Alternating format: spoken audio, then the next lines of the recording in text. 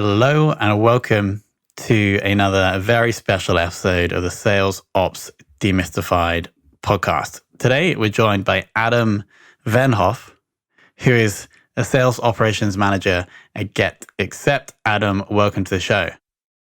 Thank you so much for having me. I've been actually listening to the podcast for, I think it's like a year and a half, something like that. Really? Yeah, true. How many episodes roughly have you listened to? It must be around like 25, 30, I think. Okay. Something like that. So not everyone, but I like cherry picked some that I thought was interesting. Well, we are clearly going to have to mix it up a little bit here then, if you know all the potential questions that are coming. But I first want to dig into, because I think, correct me if I'm wrong, Adam, you have sales skills. Is that correct? Yeah, hopefully, at least. And then you've had roles where you've been responsible for selling stuff. Yeah, exactly. Started as an account executive. Cool. Why did you move to sales ops? I would say I can give a little bit of background. So I joined GetAccept in 2016 as employee number 6 and started off as an AE selling the GetAccept platform. And after a while, when we started to expand, I got the possibility to be team leader for one of our sales teams in Sweden. And that's where I started to implement a lot of processes and structure, both in my own sales process, but also in the team. And then when we got the Series A round from DN Capital, that's when we really started to like push the pedal to the metal. And we needed someone to kind of take ownership and create a structure for the full sales team. So, and I thought that was super exciting and a role that I think still enjoy today. So yeah, that's a little bit about the background. Makes total sense, because now I'm seeing on LinkedIn you guys are 176 employees. So it's been 170 people roughly join after you. It must have been quite a journey, and I do want to dig into that. But before, right now, how many sales reps are you responsible for? So we have a team of SDRs, AEs, CSMs, also an enterprise team, and then an engagement team as well that is responsible for usage in the product. But we have approximately 55, 60 reps split out on the different roles. And how many people in the sales ops team? Right now, it's only me. We have one intern as well. And then we are hiring a sales enablement person as well that will take some of the tasks and responsibilities that I have had actually, and work even more with that. And are the CSMs also under your remit? Yeah, exactly. So it's more of a go-to-market approach, I would say, but to some extent, the CSMs are still a part of the sales ops roof, so to speak. But mainly a bit more focused on the go-to-market, so SDRs and A's. And what's your biggest challenge right now? Book more deals, I would say. That's the classic one. How can you build pipe in an efficient and structured and scalable way? So that's what we're focusing a lot on right now. Has anything worked well recently for that? Like maybe a new way of training the SDRs or a new way of finding leads that like suitable for the product? I think 3 parts. The first part is that a lot of the SDR process has been under my roof as well, but we hire an SDR manager that is more responsible for that. So we have a very close collaboration. I think the second part is that we have good enough data so we can actually filter in the CRM and be quite efficient in filtering, for example, segment or number of sales reps, because that's crucial for us when prospecting. But also, as a last step now, we're actually in the first phase of implementing kind of a central leads machine that will distribute leads to the entire go-to-market team. So that is actually a super exciting product that we just started that's looking forward to get some feedback and see the results on. Let's talk more about the central leads machine. And so what I'm hearing is that any inbound leads or maybe any outbound leads that we know are qualified are being put into this thing, which is then spitting them out to the right person. Exactly. So you can split it up in 2. So we have the inbound machine, and there we have built since a while ago. We have built kind of an automated workflow based on the country and MQL type and everything like that. So that is then spitting out the leads and the tasks in our CRM, which is HubSpot, to the right people at the right time.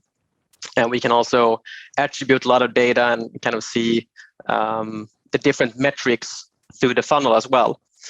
The second step that we're now looking into is how can we do that from a central perspective with the sales ops coordinator that will use a lot of the data that we have in the CRM, improve that over time.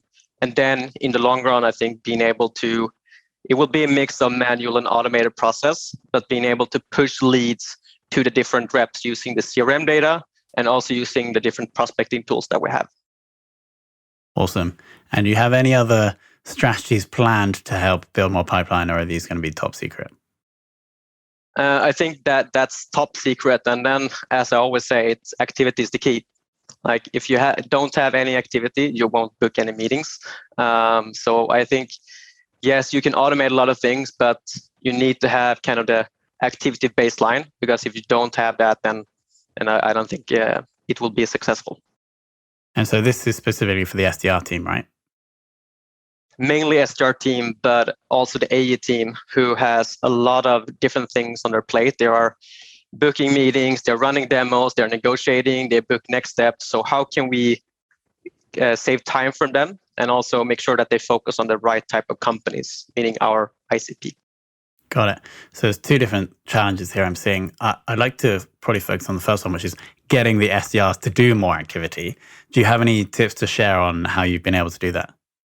I think that is always a tricky part on how you can increase activity. What I like to do is create some kind of gamification. So we have been using a gamification tool that once we actually were in the office, not anymore, but where you can showcase, for example, number of calls, number of booked meetings, but also creating that gamification when something happens. And you can do that not only using a specific tool, but you can push and automate that to, for example, Slack.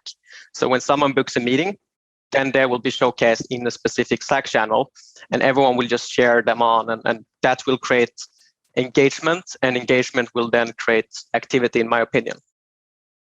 Yeah, and they're also getting the like a mini status boost when the whole channel, the recognition, exactly. Yeah, that makes sense. And then the other thing you mentioned about making sure that AMs are spending their time doing the right stuff.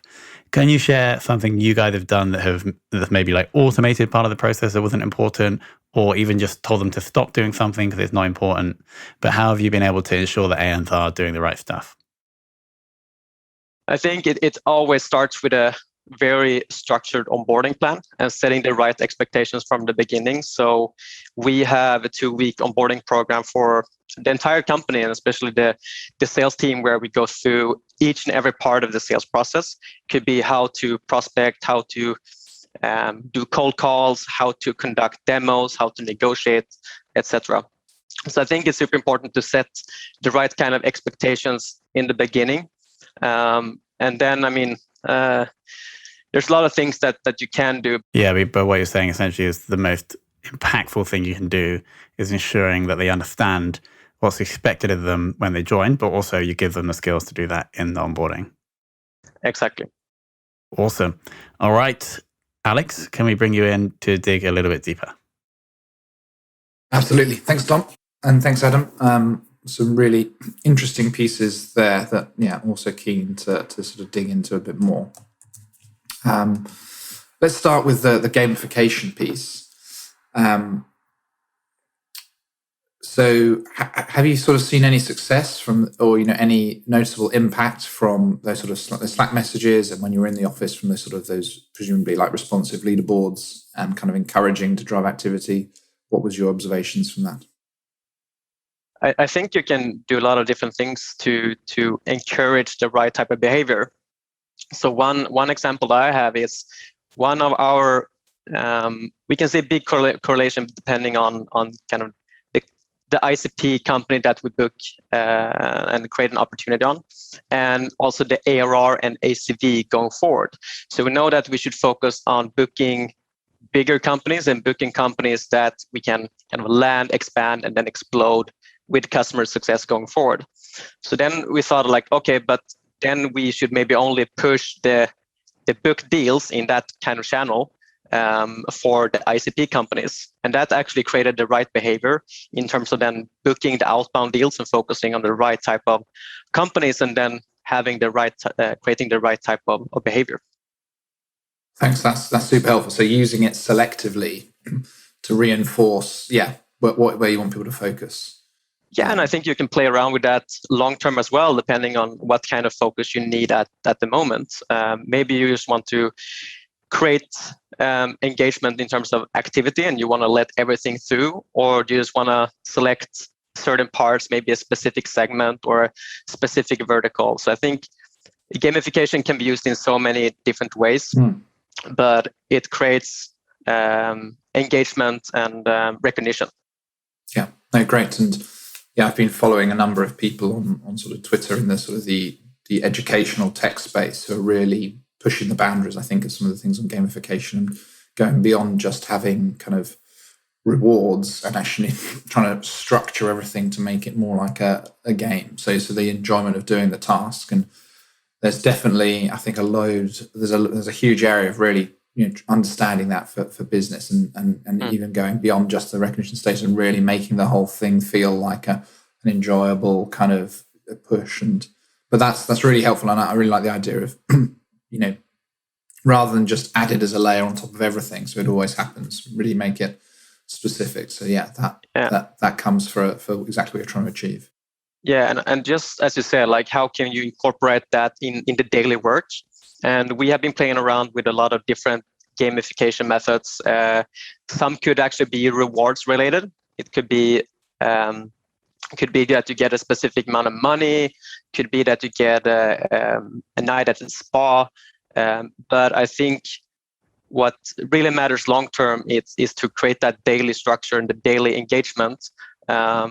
Otherwise, it can be a lot of ups and downs, and we have actually seen that as well. Like maybe you have some kind of challenge, and then you get a lot of activity, and then once you stop with that, then it's just going down. So how can you create that stable level? I think that's challenging for all sales reps and sales leaders out there. No, indeed. And I think this ties on to the next point that I really wanted to spend the rest of our time on, which was you saying, activity is the key. Really drilling down into that. So do you find, are you tracking certain particular activities like a discovery call booked or a demo, or are you just trying to say, I want you on the phones as much as possible? What sort of level, or are you working to multiple levels there? I think it depends on what stage you are in your sales career and also in the company as a whole. I think in the beginning, you just need to have a lot of activity, because activity will then over time create quality. And quantity and quality is the things that will matter in the long run in sales. Like you can have really good quality and maybe a little bit less quantity, but you will still get a good results. So, but you can also have a lot of quantity and maybe not that good quality and still get a good results. But I think it starts with the quantity, and then you will add quality over time. So we are tracking each metric for each rep along the way, and each rep has also done their own kind of homework or research to try to understand how many calls or how many emails they need per person in order to get to that. Could be number of opportunities that you need to book, or the ARR that you need to close. So we're carefully tracking everything along the way, so each and everyone understands what activity they need in order to get the end results. And I think as well that creates a lot of ownership for the reps as well. Indeed. And so from what you're saying, is it rep specific? So, the reps who work slightly different ways, they may see, well, actually I need 4 calls on average and 10 emails. And another one say, well, actually I need 8 calls and 3 emails, because they're working differently. Is it that sort of idea? And you sort of tracking people to their own benchmark, or have you got sort of standard across the team kind of goals? We we have standards, but we try to create their own kind of benchmark depending on where they are in their career. And that if they do the homework and the assignment themselves, that will create a lot of ownership, and then ownership will create this engagement and an activity that we talked about. And if you know that by heart, then you can really structure and plan your day depending on what you need to do and maybe what type of companies and what type of activities that you need to do to get to that end results and overperform your targets. Yeah, no, brilliant. And I think that structuring your day thing is a really important piece for all lines of work, but yeah, particularly again for salesmen, you're right. There's just a certain volume that needs to be accomplished to get anywhere, and if every day feels the same and there's not no structure and nothing to kind of help you measure micro progress, then it's going to be very tricky. So I think that's really helpful. I'm very interested because one of the big things, so I work on our team on using sort of professional services and really helping support the reporting that we can do. And a big thing that we do is sort of move to beyond activity to look at engagement, sort of reciprocal engagement from us to third parties, whether it's prospects or customers, so that we can sort of merge that quality and quantity together to really drive towards that, and it supports multiple ways of working. And as you said, supporting people through a journey of maturing and seeing that the activity is generating quality. And I've just been looking to really supplement that with how to some best practices around just driving activity. And one of the key ones I've been looking at is the sense of particularly important activities, like you're building out your prediction for the year. You can back calculate from your revenue goals to this is how many demos I need to have booked, so get me opportunities, how many discovery calls I need to get my demos, and by plugging back in and working out for us the level of engagement, or as you said, the level of activity to get there, then you can start to work out, well, how many reps do I need / how much do I need them to do a day. And that's been playing around with that. So really interesting to get some of your insights on that area particularly. Yeah, exactly. And each and every time when we plan for the next up and coming year, we always have this in consideration. Both like what is the ARR goal that we would like to achieve, and what is the productivity of each rep or each AE, each SDR, and each CSM, for example.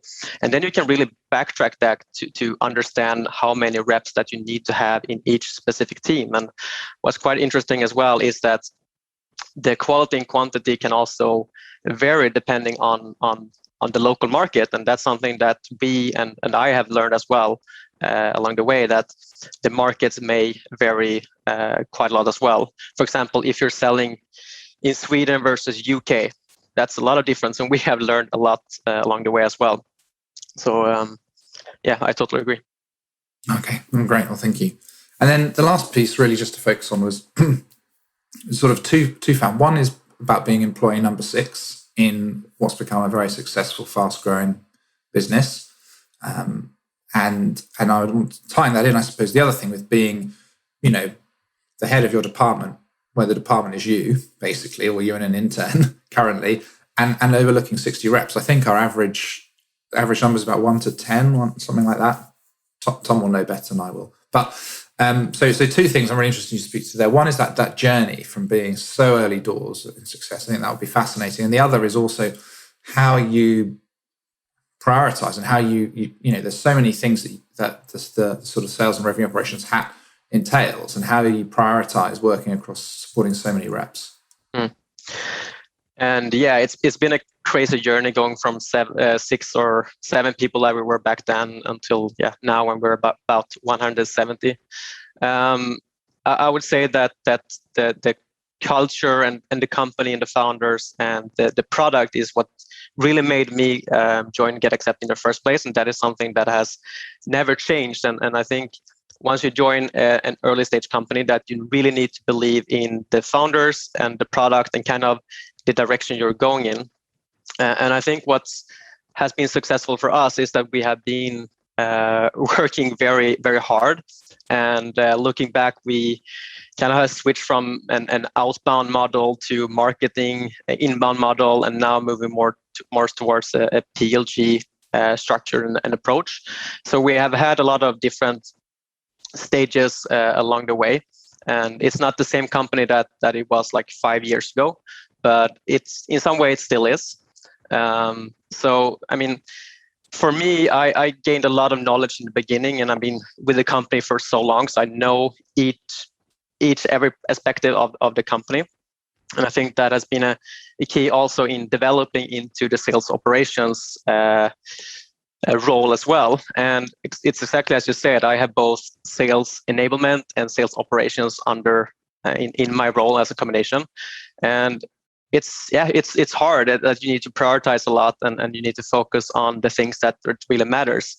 You might have like 100 things in your backlog that you know is important and things that you need to do. But what are some of the things that we are focusing on is OKRs, meaning objectives and key results. And each and every product that you do, is this connected to kind of the long-term objective and key results?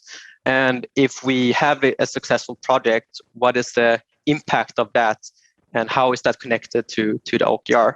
So I think that has helped me quite a lot to understand how I need to prioritize, and then just being really good at getting stuff done, and not having to always have a perfect project and a perfect outcome, but rather getting things done. I think that's crucial if you're an early stage and scale up company.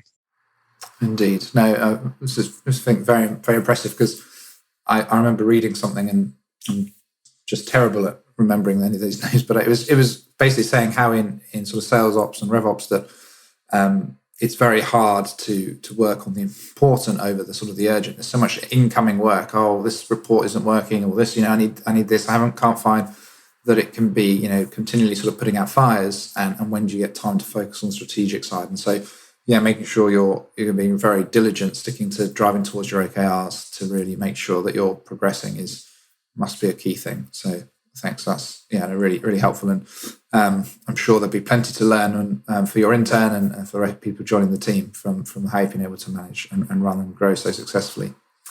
So just last question from me, which is really just opening the floor to you, and just any insights or anything that you want to share in the world of sort of sales ops, anything that you think is particularly interesting, or maybe other people aren't really talking about enough or thinking about now, a new best practice, anything like that you might want to share with the audience.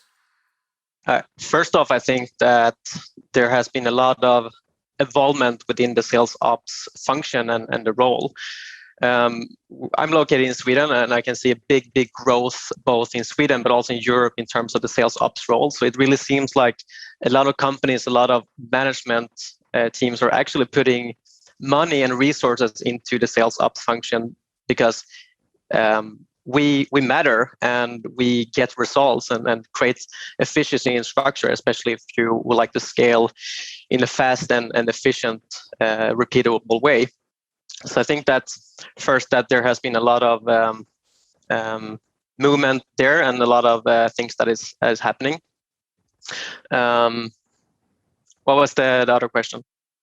Oh, sure. So is it any kind of particular insight? So it's kind of floor open. Is there anything that's been on your mind about the world of sales ops, or anything that, something you've just been learning, anything kind of fresh that you've fancied sort of sharing?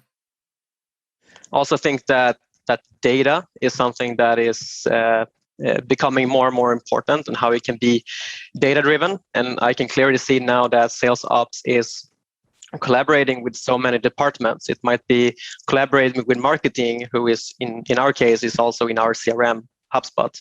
So how can we have the right data in terms of marketing activities and different sales activities that we have, and then of course combine that with the kind of centralized leads machine that we're now building. So I think data overall is a super important thing that a lot of sales people and sales operations leaders are now focusing a lot on. Great. No, thanks very much. Cool. I think it's time to bring Tom back just to wrap us up. Yes, Alex, you were close. The average number of reps to sales/RevOps person is typically around 15. So you were close. But at least going forward. But that does I nearly said highlight 10 to 15, but I backed out. It does highlight the pressure. Compared to just half a year ago, we're now almost 3x the number of sales ops. So we're getting there closely.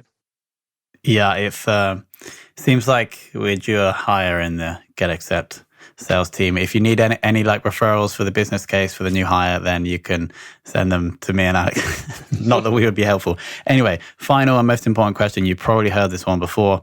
Adam, it's the one person in the world of sales ops that you'd love to take for lunch. I mean, you have interviewed 200 sales ops leaders. You have probably gathered a lot of good insights and information that you can share. So I would probably take you guys out for lunch. Oh, thank you. I think that's the first time we've had that answer, but we would be delighted to go for lunch and share the sales ops wisdom. I'm not sure how much of that I have, but Alex has definitely been accumulating significant sales ops wisdom over the last few years. So thank you very much, Adam. We really appreciate that. And I want to thank you for coming on. I think we may have like broken a record for a number of questions in an episode because that was quite quick fire. So I want to thank you for being quick and dense with the value in your answers and for sharing everything that you're doing over at GetAccept. It seems like it's been an awesome journey, but it hasn't yet finished, of course. There's a lot more to come. So Adam, thank you so much for coming on. Thank you so much for having me.